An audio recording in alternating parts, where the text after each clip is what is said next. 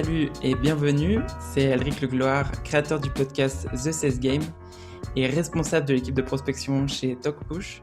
Merci de nous rejoindre pour ce nouvel épisode. Aujourd'hui, je reçois Romain Pétel, co-founder et CEO chez Lead Generator. Salut Romain, comment ça va? Salut Elric, bah écoute ça va, super forme, c'est cool. En tout cas, merci d'avoir accepté l'invitation et d'être avec nous aujourd'hui sur le podcast. Aujourd'hui, avec toi, on va parler d'un sujet, c'est comment générer du lead du coup pour ta prospection. Mais avant ça, est-ce que tu peux te présenter, nous raconter comment tu en es arrivé là? Ouais, tout à fait.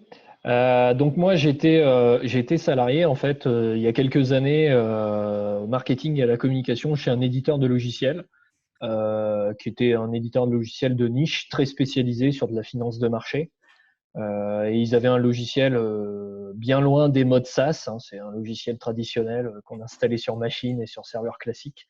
Ils avaient déjà un modèle par abonnement, mais du coup qui était assez basique. Et donc j'ai fait 3 ans au marketing et à la communication.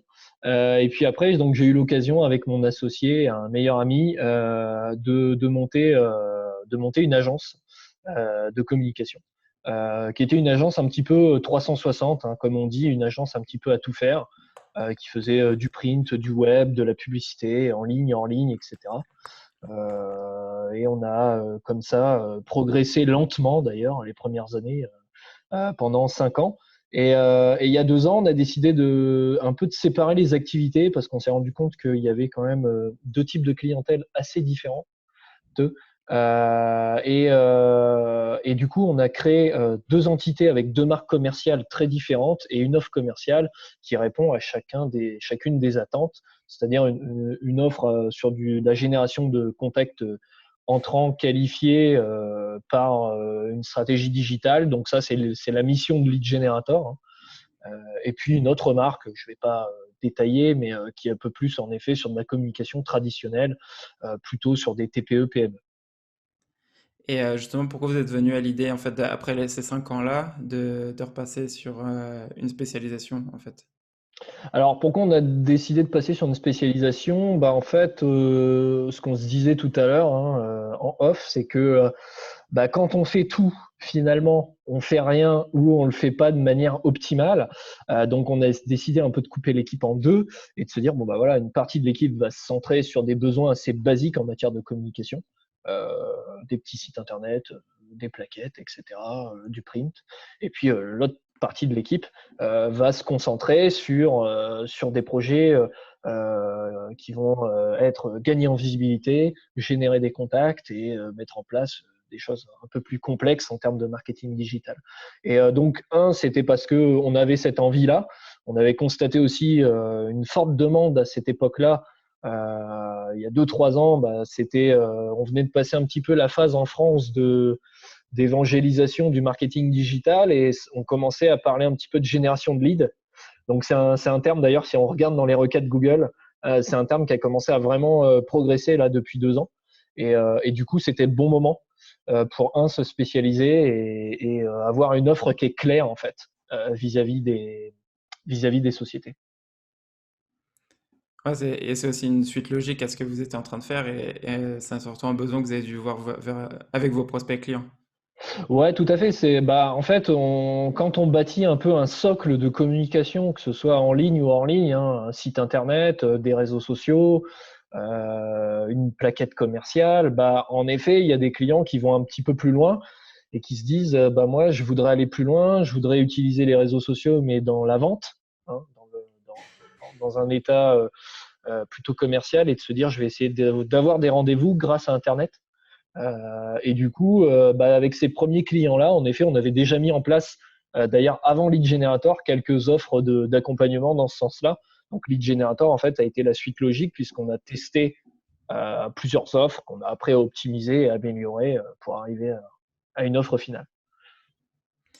Et donc, ça nous donne un peu l'introduction sur le sujet d'aujourd'hui, donc qui est donc la génération de prospects leads pour prospecter. Donc, quels sont selon toi les trois plus gros challenges que tu rencontres dans cette génération de leads? Alors, les trois plus gros challenges, c'est que côté client ou côté justement prestataire? Est-ce que c'est les challenges que rencontrent mes prospects et mes clients ou est-ce que c'est mes challenges, moi, en tant que prestataire? Ah, tu veux dire pour la question que je viens de te poser? Ouais, pour la question. Ah, ouais, ok. Ah, oui, oui, ok. Bah, les deux, justement. Les Parce deux? que Ok. j'imagine que si toi, enfin, si tes clients ont ces challenges-là, tu dois avoir ces challenges en amont aussi. Ouais, donc les principaux challenges que rencontrent déjà bah, la majorité des sociétés, donc nous on fait que du B2B, faut le préciser, donc des boîtes qui vendent à d'autres boîtes, hein, et du coup, bah, les principaux challenges que rencontrent ces gens-là, c'est que ils ont quand même un manque de culture digitale assez important, et donc en tout cas je parle pour le milieu de la PME jusqu'à l'ETI, hein, entreprise de taille intermédiaire.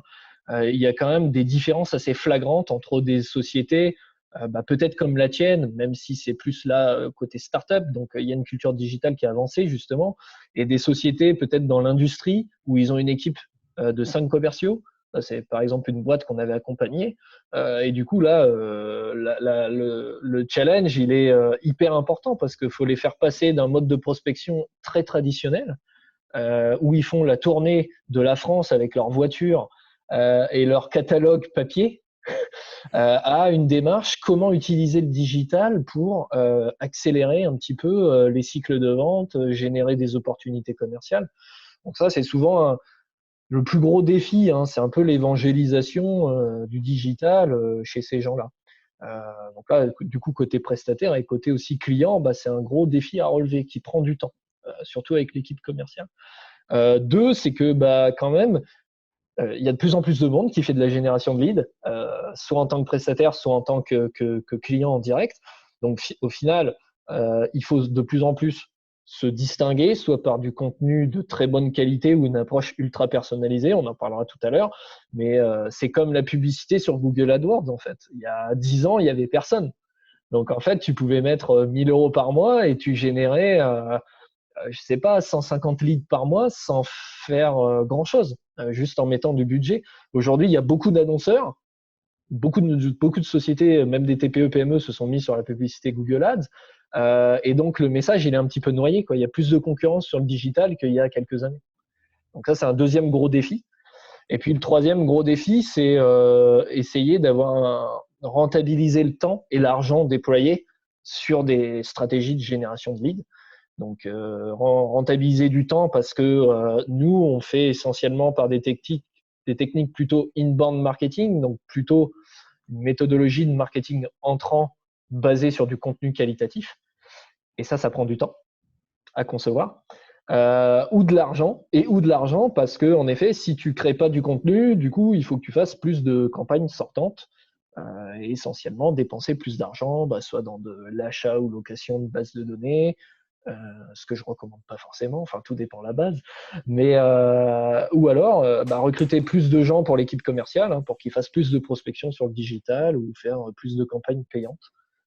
Donc ça c'est le dernier défi et on est un peu à une phase pilier en France, c'est de trouver un peu le modèle économique rentable là-dessus.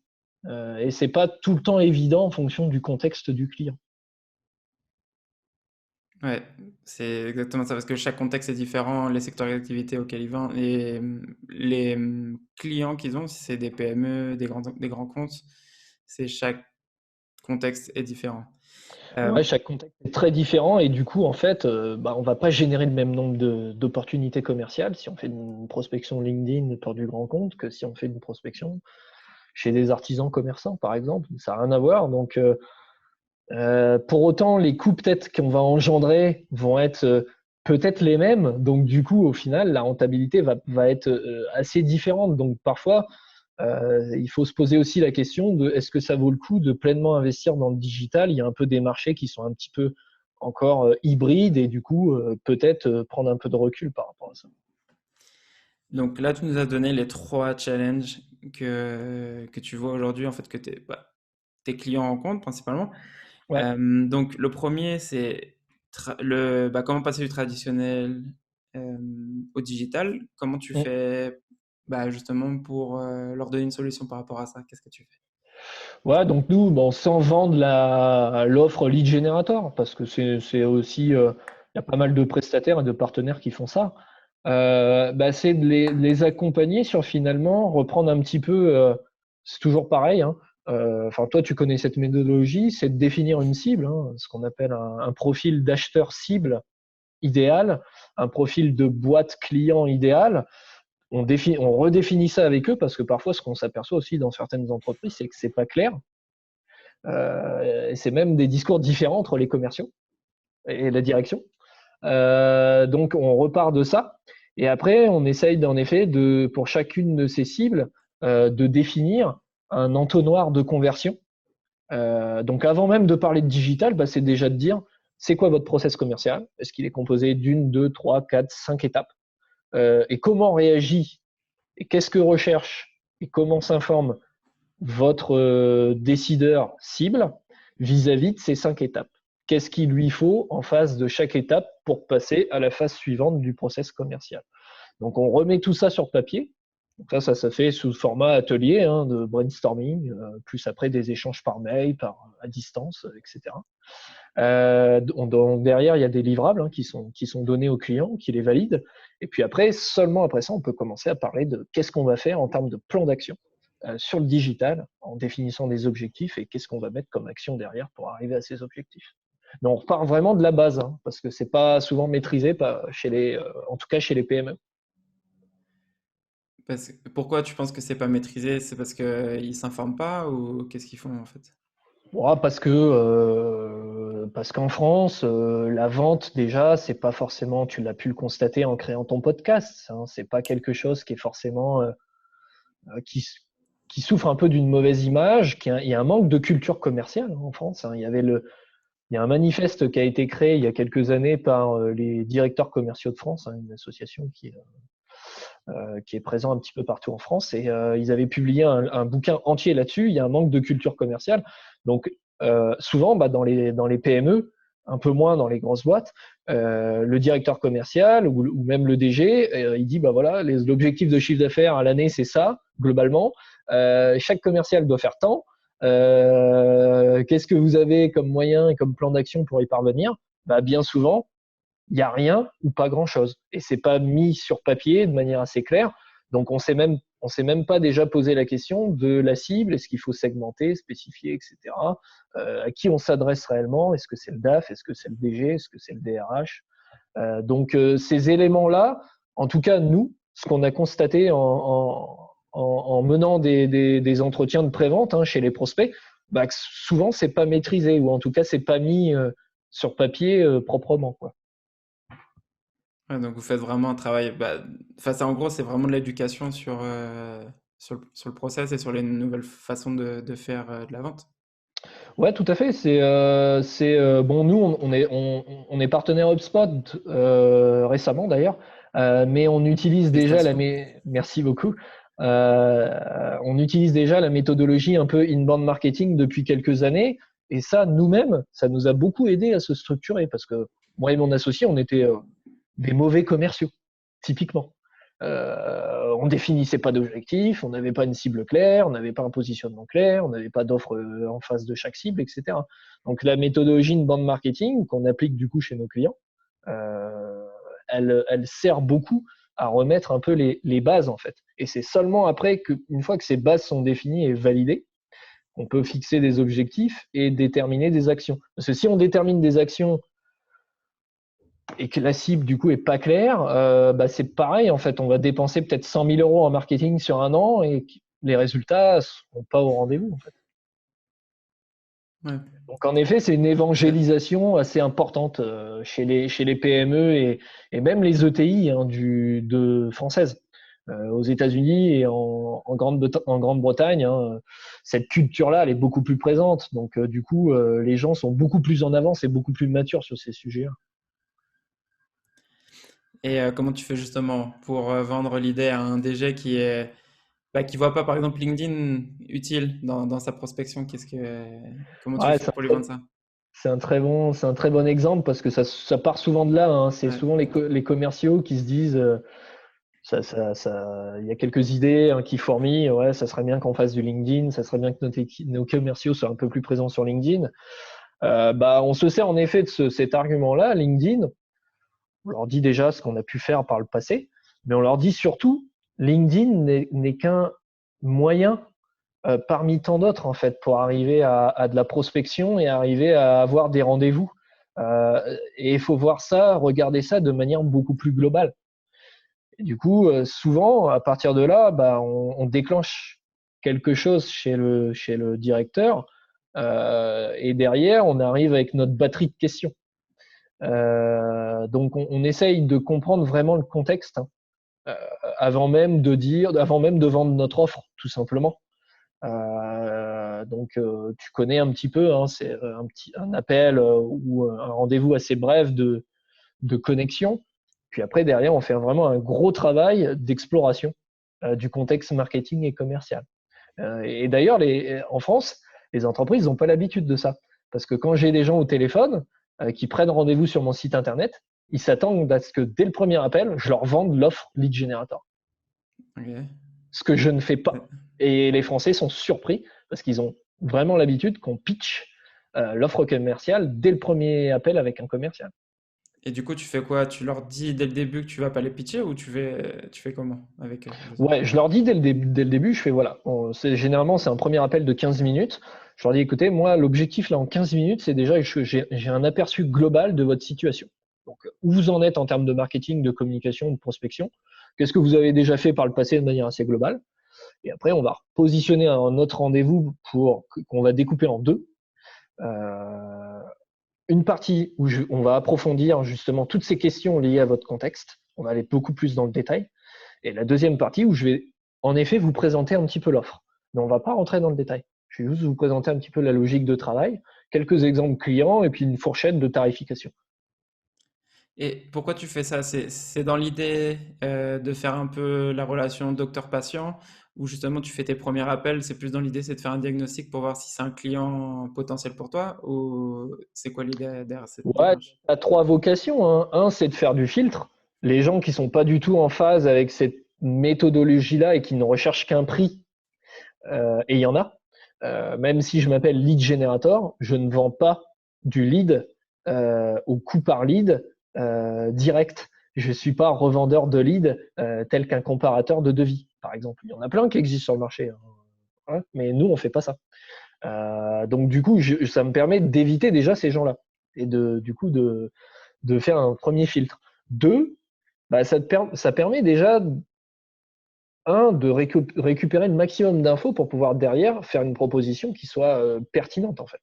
Parce que si la personne au bout de 15 minutes, enfin en B2B c'est compliqué en 15 minutes de dire j'ai tous les éléments, je vous fais une propale.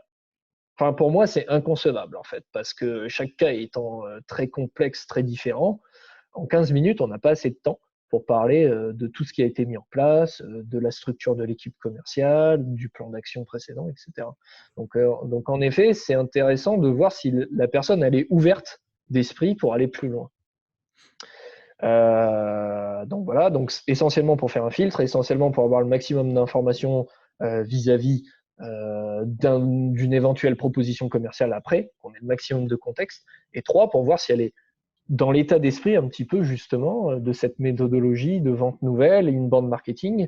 Est-ce qu'on va pouvoir l'appliquer chez elle? Parce que si elle est totalement fermée à ça et elle te dit non, écoutez, moi je cherche juste, je vous ai appelé, voilà, j'ai réservé un rendez-vous, j'en ai un comme ça, hein. J'ai réservé un rendez-vous sur votre site internet, dites-moi vos tarifs, moi je veux juste un coup par lead, le reste ça m'intéresse pas. Je leur dis écoutez, on va pas pouvoir vous aider en fait, parce que ce qu'on va mettre en place chez vous, c'est déjà ce que je fais avec vous là. Ouais. Donc voilà un petit peu les trois objectifs de cette méthodologie-là.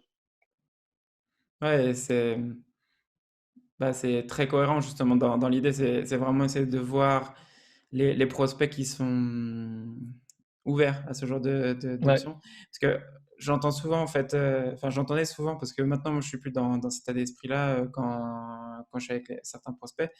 Mais l'idée de certains commerciants en fait, c'est essayer de convaincre ton prospect qu'en fait il a besoin de ta solution.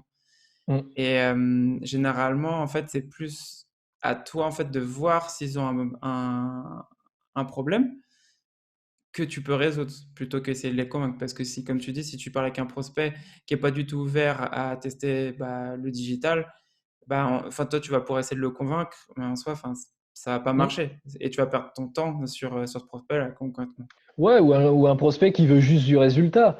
Il faut qu'il comprenne ce qu'on met en place parce que je veux dire, on n'a pas la science infuse et même la meilleure stratégie de génération de leads, on le voit sur certaines belles startups, notamment françaises aussi, hein, des grosses boîtes qui sont soutenues par des fonds et tout ça.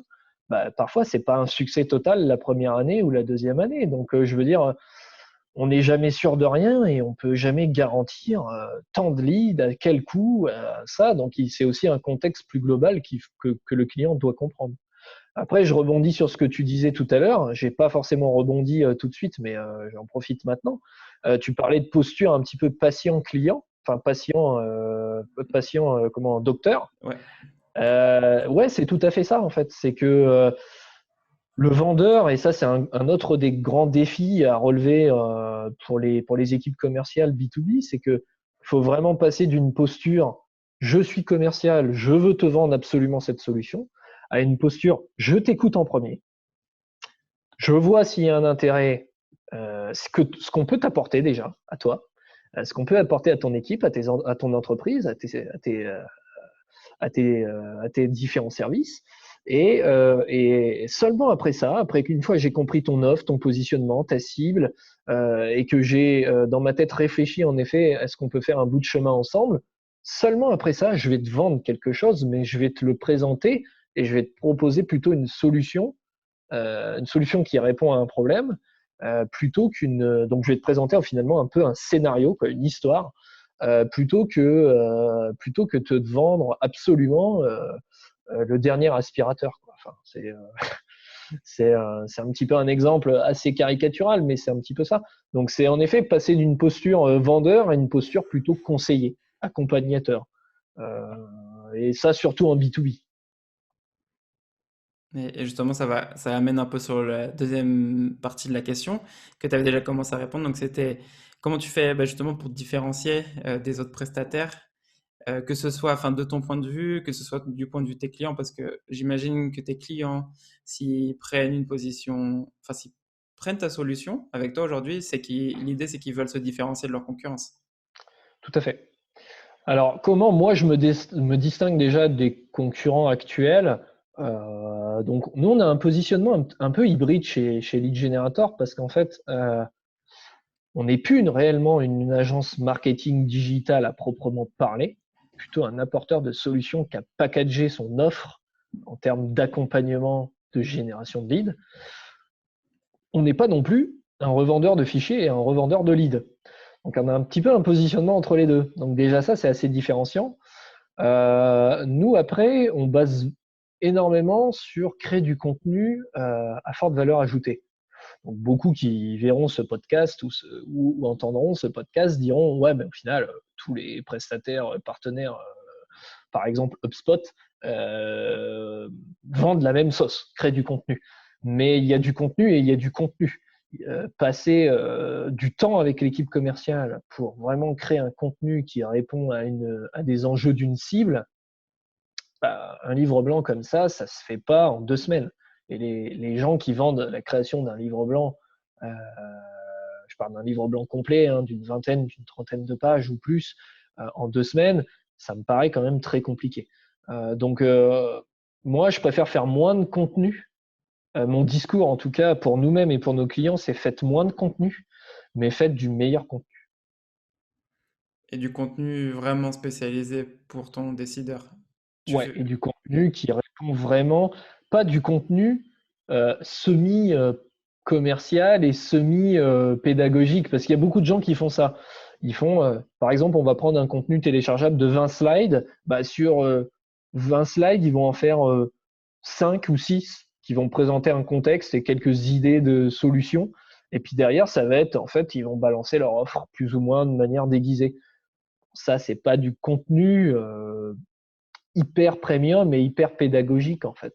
Euh, donc l'idée, c'est vraiment de donner le maximum de valeur dans un contenu qui va permettre de faire avancer le prospect dans son cycle de réflexion. J'ai une question sur ça, parce que j'ai déjà vu ces cas-là, de ce que tu es en train de dire, tu sais, d'avoir un livre blanc qui est vraiment, c'est de la création de contenu, où c'est 20-30 pages qui sont pas en train de vendre la solution, et tu as du contenu où justement c'est la moitié qui est sur la solution et le reste semi, bah, pour t'apprendre des choses. Ouais. Toi, t'as fait ça dès le début de la création de contenu ou toi aussi, enfin avant ça, avant d'avoir fait Lead Generator, tu faisais du contenu un peu aussi pour essayer de vendre ta solution et Ouais. t'as pu comparer ça et voir le résultat entre les deux. Bah, avant Lead Generator, on avait démarré en effet un peu une stratégie de contenu sous l'ancienne entreprise, hein, donc plutôt une agence web, c'est 360. Et du coup, on avait créé nos premiers contenus.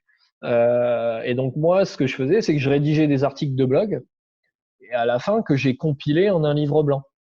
Et du coup, la réflexion qui m'a été faite quand j'ai publié le livre blanc, c'est mais Romain, en fait, hein, tu donnes un plan d'action un peu pour une PME, comment un peu se lancer, les 10 outils de com en 2000, bon, c'était en 2018. Enfin, ça a mal vieilli et ça pourrait être vraiment optimisé, mais j'avais aucune page qui parlait de la structure, de ma structure et de mon offre. Pareil, là, on a fait deux guides, un sur Stop au contenu chiant, qui est en téléchargement sur le site Lead Generator, donc qui traite de cette thématique faite vraiment du contenu utile, et puis un autre qui est plutôt les modèles de cold email, hein, donc de mail de prospection à froid. Et là-dessus, j'ai que une slide à la fin avec les coordonnées. J'en dis pas plus. Il n'y a pas mon offre tarifaire, il n'y a rien. Donc après, parce que si tu mets tout aussi là-dedans, peut-être que la personne déjà va se dire finalement son contenu c'est une plaquette commerciale un petit peu améliorée. Et deux, potentiellement tu as tout dit. Donc la personne elle se dit j'ai pas besoin de contacter ces gens-là parce que j'ai la réponse à mes questions potentiellement déjà. En tout cas j'ai des pistes. J'ai son offre tarifaire. J'ai même des cas clients, etc. Donc enfin voilà, c'est pas. Après, il y a quand même besoin du job du commercial pour présenter, argumenter, comprendre, adapter, etc.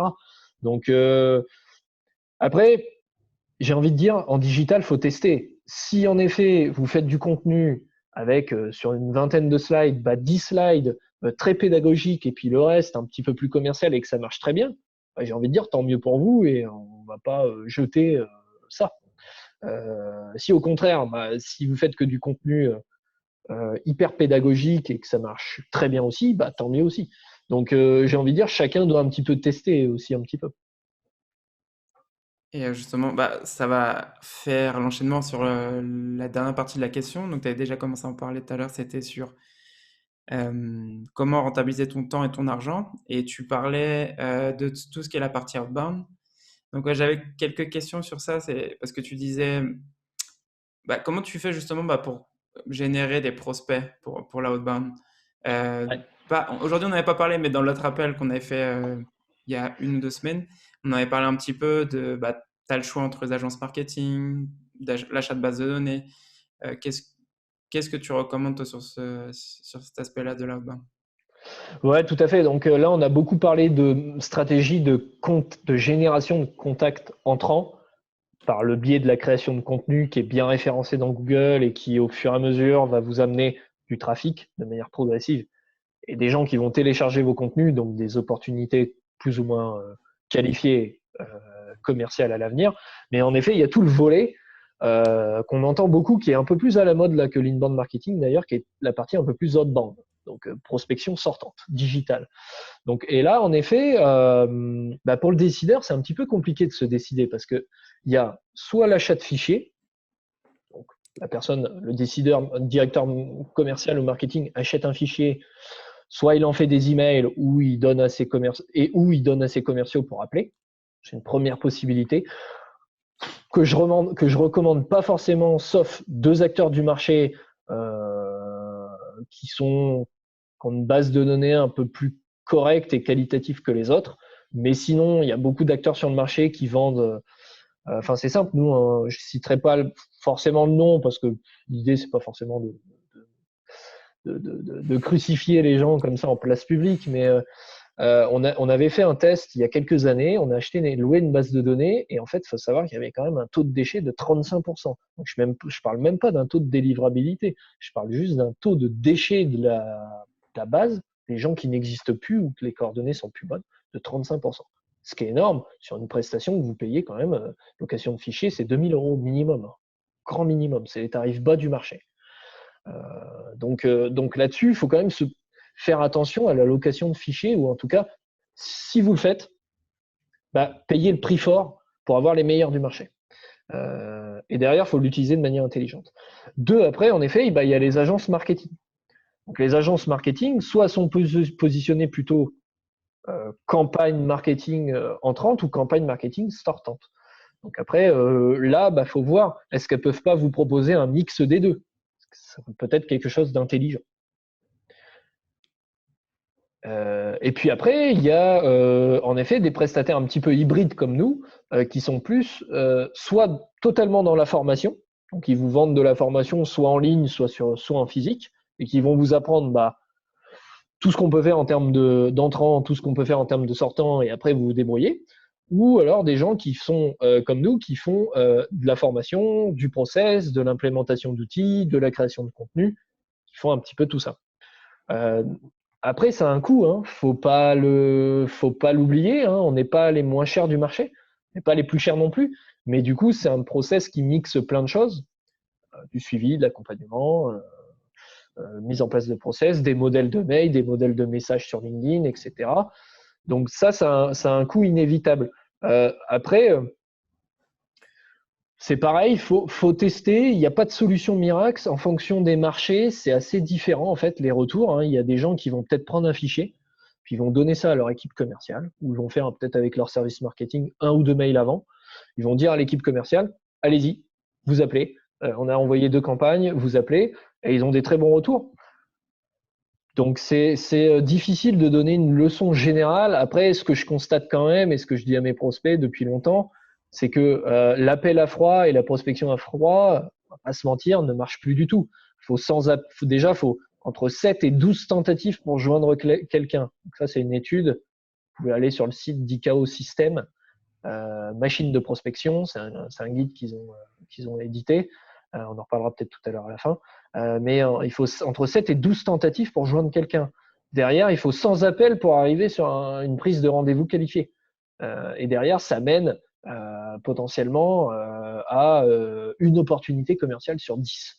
Donc on arrive sur un taux qui est de 0,01. Qui est très bas du coup. Qui est hyper bas. Déjà, arriver à avoir un rendez-vous sur 100 appels, il faut en mener des appels. Donc, en effet, j'invite plutôt le dirigeant à réfléchir à de nouvelles techniques un peu plus basées sur de la valeur ajoutée, faire moins mais mieux. Après, qu'est-ce qu'il doit choisir entre les trois, ou même on n'a pas cité d'autres choses, il en existe encore d'autres, hein. On n'a pas cité les revendeurs de leads avec des devis, la comparaison de devis par exemple, hein. Il y a des gens qui sont spécialisés là-dedans. Vous mettez vos prestations, vous avez un compte, il y a des gens qui déposent des projets, et puis après vous candidatez, etc. Il y a aussi cette méthode-là. J'ai envie de dire, faut se bâtir un peu son propre mix de tout ça et tester, puis voir ce qui fonctionne, ce qui fonctionne pas. C'est intéressant justement qu'on en parle parce que moi je suis en plein dans cette problématique-là actuellement. Donc pour ma boîte, on a des outils. On a ZoomInfo pour tout ce qui est justement la base de données pure et dure. Mais le souci qu'on a avec ça, c'est que ZoomInfo, pour ceux qui connaissent, généralement, enfin, une plateforme qui est très bien pour tout ce qui est marché États-Unis, Canada, parce que Ouais. c'est surtout une base qui est faite là-bas. Sur les marchés où je travaille, donc c'est le Mexique, toute l'Amérique latine qui parle espagnol, et les Philippines, Malaisie et Thaïlande. Et sur ces pays-là, on va dire, il y a des contacts, mais uniquement des gros groupes qui viennent des États-Unis. Donc en soi, enfin, c'est très bien pour des multinationales, mais pour tout ce qui est des boîtes locales, il n'y a pas d'information. Et donc du coup, on a essayé de trouver d'autres outils. On est en train de tester Lusha, LeadIQ, quoi d'autre, Rocket Reach, ce genre Il y en a d'outils. beaucoup, hein. Il y Il y en en a a beaucoup. beaucoup. Et on fait le test, et le souci qu'il y a, c'est que pour chaque pays, il y a un outil qui marche mieux que l'autre. Donc, pour ceux qui sont en Amérique latine, Lucha, c'est très bien, mais pour l'Asie, c'est pas bien. Et pour l'Asie, Rockatrice, c'est très bien, mais pour l'Amérique latine, c'est bof. Donc, on est en plein là-dedans, et on est en train de voir justement une des options que tu m'as dit aussi dans l'appel qu'on avait fait avant. C'est aussi de voir avec des freelances aussi, d'avoir. Ouais, j'en ai pas parlé. C'est un peu la cinquième option, en effet, c'est de prendre des freelances en outsourcing, hein. Donc, il y a des plateformes même maintenant qui sont spécialisées là-dedans à Paris et qui, en effet, vont prospecter pour toi en externe sur une mission d'un mois, 2 mois, 3 mois. Et qui vont utiliser un peu toutes les méthodes dont on a parlé, de la prospection sur LinkedIn, de l'email à froid, etc. Donc c'est eux, en gros, vous sous-traitez un petit peu cette partie-là à quelqu'un. L'avantage, c'est qu'ils sont quand même un petit peu expérimentés. Après, c'est pareil, ça peut très bien marcher sur un marché. C'est vrai que toi là, tu parles d'une dimension internationale que je connais un petit peu moins. Chez Lead Generator, on est sur un marché qui est essentiellement français, voire même très francilien pour le coup. Donc, toi, tu es sur une logique aussi internationale et en effet, une stratégie, et même les startups d'ailleurs, les grosses startups là, qui ont levé des fonds récemment, elles expliquaient que leur stratégie de contenu marchait très bien sur certains pays. Puis derrière, sur des autres pays un peu plus traditionnels, il y avait besoin de commerciaux qui décrochent plus leur téléphone pour convaincre les gens. Donc, c'est encore un degré de complexité supplémentaire à intégrer. C'est qu'en effet, parfois, sur d'autres marchés, d'autres produits ou d'autres services, ou même d'autres pays, ça fonctionne peut-être moins bien l'une ou l'autre des solutions. Donc, mon conseil, c'est de faire soit tester ces approches-là de manière assez délimité dans le temps avec des objectifs et tout ça, quand même de manière assez structurée pour voir ce que ça donne, parce qu'il ne faut pas tout tester en même temps et il ne faut pas tout faire de manière assez aléatoire. Sinon, en fait, on ne sait pas ce qui ne marche pas. Et puis derrière, il faut prendre un petit peu le mix de tout ça. Ah, c'est ça. Et c'est ce qu'on a fait. Au début, on était vraiment dans l'idéal, on va prendre cet outil-là et ça va fonctionner. Et on s'est rendu compte que non. Et aussi, ce qui était intéressant, ce que tu disais là sur la création de contenu. Euh, alors, je t'avoue que moi, j'essaie de créer du contenu de mon côté, de faire des posts sur LinkedIn, justement pour les prospects que j'avais comment dire, dans ma liste. Et j'essayais tout simplement de faire tu sais, un peu le style un peu à l'américaine, faire des posts comme eux. Ça fonctionne très bien aux États-Unis. Ouais. Et j'ai essayé de faire ça sur le Mexique, justement sur le pays sur lequel je prospecte, et ça marche pas. Et, Ouais. et là, en fait, ce que j'ai arrêté, justement, maintenant, c'est pas dans l'idée ça marche pas, du coup, j'arrête. Non, je suis plus en train de suivre des influenceurs qui sont au Mexique et en Amérique latine, et je vois ce qu'ils font, en fait, comme contenu. Et j'essaie de comprendre, en fait, qu'est-ce qui fonctionne, parce que ce que je vois, aux États-Unis, ça fonctionne, plein de choses, mais sur ces pays-là, ça fonctionne pas. Donc, je suis en train vraiment de changer un peu toute cette réflexion qu'il y a sur la création de contenu. Et pareil avec le marketing, c'est ce qu'on est en train de faire. En fait, ouais, c'est pas parce qu'aux États-Unis, les contenus, l'article, ça parle de ces 5 choses-là, que sur les pays sur lesquels on bosse, ça a fonctionné. Et on essaie vraiment de bosser avec les prospects aussi et les clients pour voir ce qui les intéresse. Parce qu'ils n'ont pas les mêmes problématiques aussi. Ouais, tout à fait. Ouais, il y a la logique de différents marchés, il y a la logique différents marchés, en tout cas différentes cibles. Il y a la logique de différents marchés à l'international. Et ce que tu disais, c'est assez vrai. Bon, le Mexique, je connais pas. C'est un pays de culture plutôt, très latine, comme la France, même si on a différentes influences, mais du coup, où les gens ont besoin peut-être d'une proximité un peu plus importante, comme en France. Et du coup, le contact du commercial est encore un petit peu présent et important. Donc, en France, il faut pas faire du 100% digital et du 100% création de contenu téléchargeable. Ça n'a pas de sens. Même moi, aujourd'hui, j'ai une stratégie de contenu, mais à côté de ça, je mène des appels, ne serait-ce que sur les contacts entrants qui ont besoin de comprendre un petit peu la méthodologie. Il faut passer du temps, leur expliquer tout ça. Donc, on est sur des cultures latines qui ont besoin, qui sont moins matures sur ces sujets-là et qui ont besoin, en effet, c'est dans la culture. Voilà, ils ont besoin de contacts humains qui les rassurent, qui crédibilisent aussi l'offre, qui leur expliquent de manière un peu plus individualisée. Alors qu'un Américain, il va revoir un post sur LinkedIn sponsorisé, il va télécharger un livre blanc, ce qu'ils appellent un e-book chez eux, white paper, sur un site. Et derrière, il va peut-être 10 jours plus tard mettre sa carte bleue pour prendre un abonnement, même à $500 par mois, ce qui est relativement important. En fait, c'est un panier relativement important. La majorité des logiciels, l'entrée de gamme, c'est à peu près entre 30 et $50 par mois sur l'offre de base. $500, c'est énorme. Aux États-Unis, ça leur pose pas de problème en fait. Ils ont pas eu besoin d'avoir un contact avec un commercial quelconque. Donc c'est des cultures qui sont différentes et du coup on est encore sur je dirais sur un âge où il faut justement et du commercial humain et du contenu et des outils digitaux. Il faut un mix un petit peu de tout ça. C'est encore en structuration tout ça. Ouais, de toute façon, la conclusion sur ça, c'est faut t'adapter à ton marché. Ouais, C'est justement le plus important, plus que de dire, ah, j'ai vu ça, que ça fonctionne en France. ouais. Ce qui me fonctionne en France va pas forcément fonctionner sur un autre pays, parce que justement, c'était avec qui? Ah oui, c'était avec Pauline Ravel qui est passée sur le podcast, qui va être publié dans, je sais plus quelle date, mais elle me disait que la France et l'Allemagne, par exemple, au niveau de la prospection, c'est vraiment deux choses différentes. C'est la Ouais, prospection à froid, en Allemagne, c'est super compliqué. ouais. Et alors qu'en France, tu peux prospecter et c'est pas mal vu la prospection. Tu peux encore le faire, ça marche encore un petit peu. En Allemagne, c'est vrai que c'est un peu plus, c'est peut-être ils sont encore un peu plus stricts et sévères que nous là-dessus et qu'ils ont abandonné en fait toute démarche commerciale assez push depuis quelques années. Ils sont un peu plus proches d'ailleurs d'une culture anglo-saxonne que nous pour le coup, un peu plus structurée, un peu plus processée, séquencée, etc.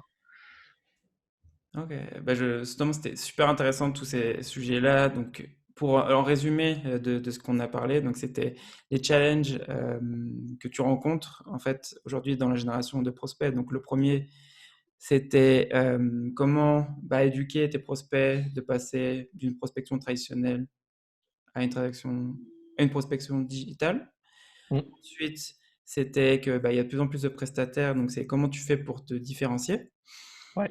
Et le dernier, c'était rentabiliser le temps et l'argent en fait de ce que tu dois faire et Mhm. sur quoi tu te priorises. Et donc on a parlé un peu des différentes méthodes qu'on a aujourd'hui pour générer des prospects dans tout ce qui est la partie outbound. Donc c'est quand tu fais la prospection sortante. Sortante, ouais. Et maintenant, on va passer sur les dernières questions de l'interview. Donc, c'est des questions un peu plus générales. Donc, la Mm. première, c'est en contenu, ressources, qu'est-ce que tu lis ou écoutes et qu'est-ce qui a le plus influencé ta vie de commercial? Alors, ce qui a le plus influencé ma vie de marketeur et de commercial, c'est quand même HubSpot parce qu'ils ont une stratégie de contenu qui est du coup hyper forte, qu'ils ont traduit en plus en français depuis 2-3 ans. Euh, Ça peut paraître du basique de chez basique pour certains, en tout cas, qui sont déjà des sales un peu, des commerciaux un peu accomplis et qui ont déjà une culture digitale assez forte. Mais mine de rien, ils ont un socle de contenu pour n'importe quelle personne qui souhaite un peu comprendre tous ces mécanismes un peu nouveaux de prospection digitale, de marketing digital. Un novice complètement, qui part de zéro, peut s'y mettre. Donc ça, c'est quand même assez fort. Donc il y a HubSpot qui est vraiment un basique, donc le blog HubSpot France, mais il y a le blog aussi américain qui est même encore plus fourni. Après, moi j'aime bien les podcasts et j'aime bien les bouquins. Donc le podcast, juste avant d'écouter le tien, j'ai commencé par un podcast qui est Growth Makers de Gabriel Gourouvitch, qui est plus à la base d'ailleurs, il faisait plutôt un podcast qui était marketing, enfin acquisition au sens large. Maintenant, il fait un podcast aussi vente. Donc j'écoute ce podcast. Euh, le tien, du coup, qui est arrivé derrière et que j'ai bien aimé parce qu'une approche peut-être un peu plus un peu moins start-up.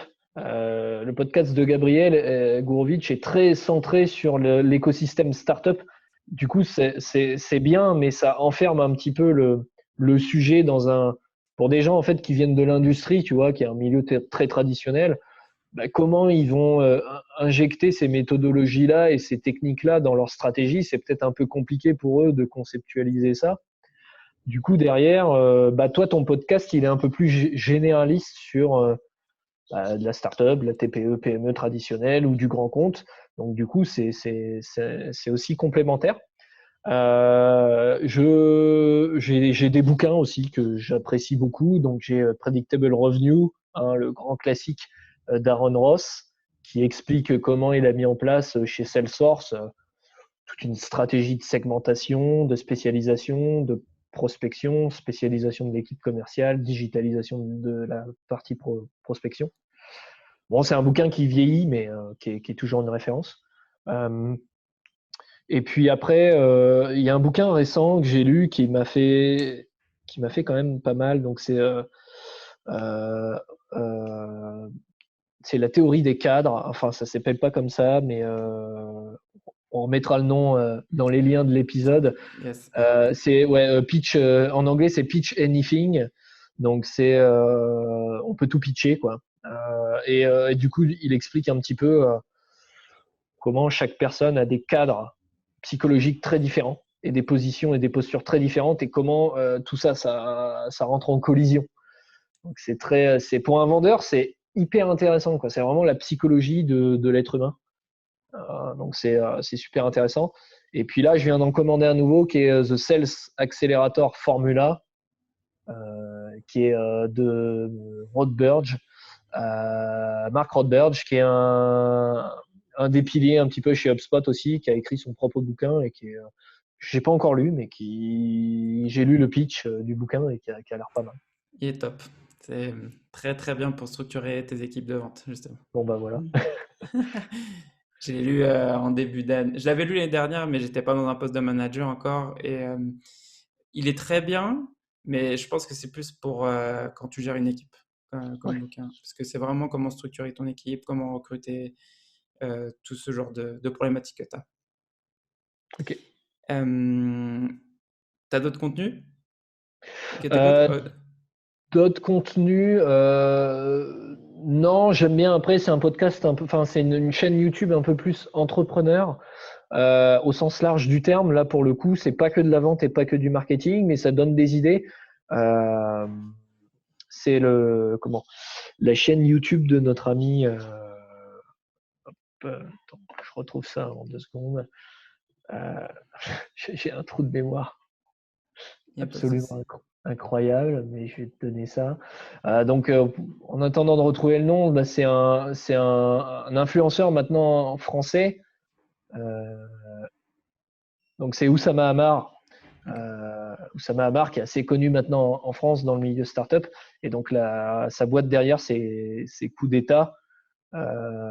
Du coup, Oussama, pourquoi j'écoute son podcast, enfin plutôt sa chaîne YouTube, c'est parce qu'il arrive à expliquer des choses complexes de manière assez simple avec des exemples concrets. Et puis c'est très débridé en fait. Hein, c'est assez, c'est pas loufoque comme communication, mais presque. C'est pas préparé, c'est un peu à chaque fois c'est du live.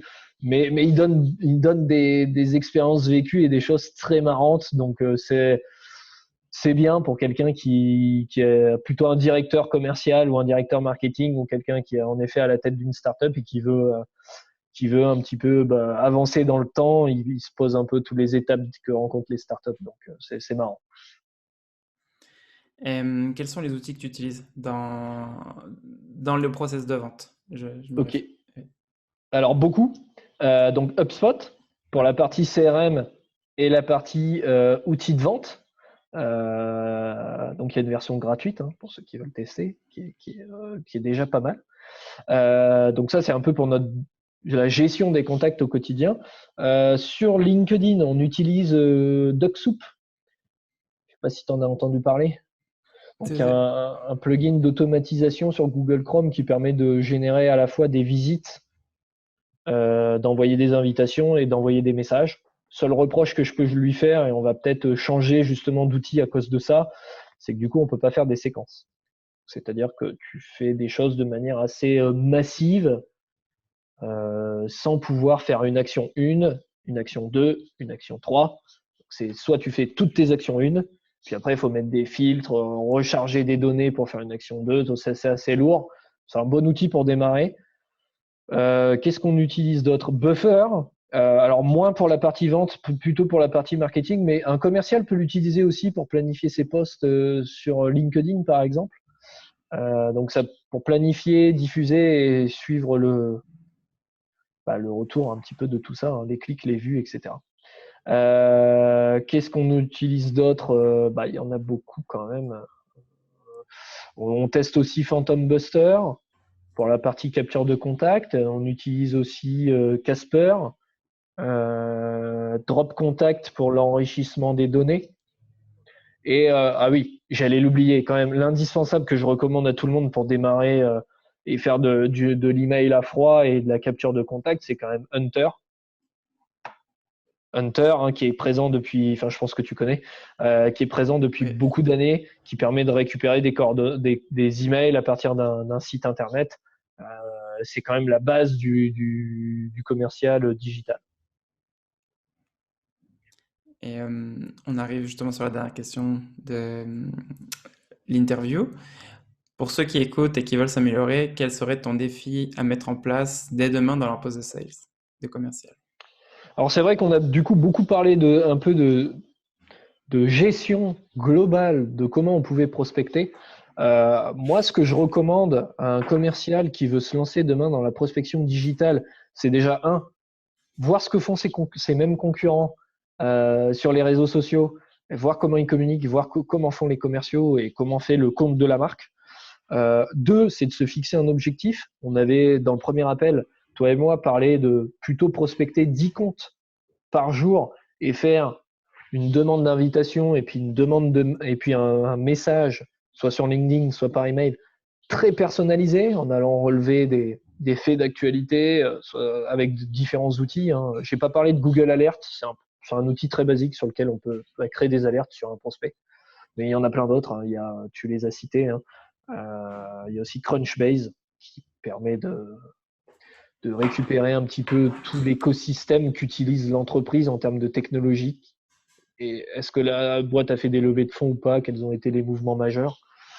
Donc, de faire plutôt de l'hyper-personnalisation, prospecter 10 comptes par jour plutôt que 100, et de rebondir en effet sur le contexte du prospect, donc faire plutôt de la recherche. Moi, je donne un temps, je mets à peu près 15 à 20 minutes pour préparer un message hyper personnalisé pour un prospect.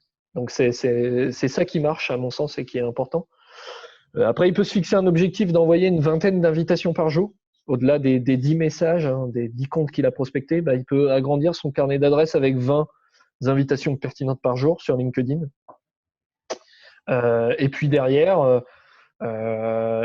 essayer de poster lui-même, hein, comme tu fais toi, de manière assez régulière, de poster quelque chose qui va des conseils, des ressources, comme on l'a fait là, à la fin, des outils pour ses prospects, et d'essayer de poster à minima une fois par semaine. Hein.